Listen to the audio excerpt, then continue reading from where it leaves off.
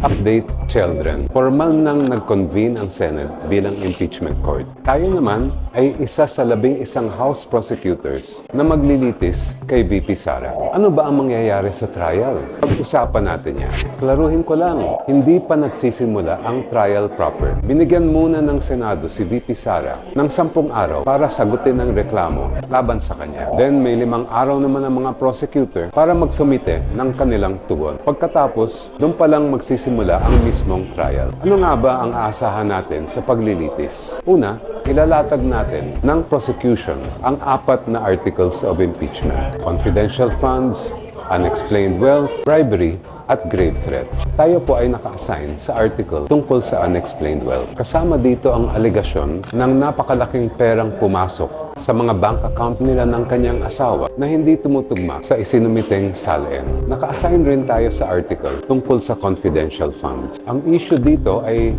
nilustay ba ni VP Sara ang milyong-milyong confidential funds nang hindi ayon sa batas at marami pang iba. Pangalawa, bibigyan naman ng pagkakataon si VP Sara na ipagtanggol ang sarili niya. 2/3 o 16 sa 24 senator judges ang kailangan para mag-convict. At kung na-convict, otomatikong matatanggal sa posisyon si VP Sara. At ang mas matindi, maaaring habang buhay na siyang ipagbawal na tumakbo sa kahit anong pwesto sa gobyerno. Ngayon, may ipagtatapat ako sa inyo, mga children. Dahil bahagi ako ng prosecution team, bawal ko munang pag-usapan ang mga detalye at merito ng kaso habang gumugulong ang paglilitis. Pero huwag kayong mag-alala. Gagawin ko ang makakaya ko para gabayan at i-update kayo sa takbo ng prosesong ito. Follow for more updates.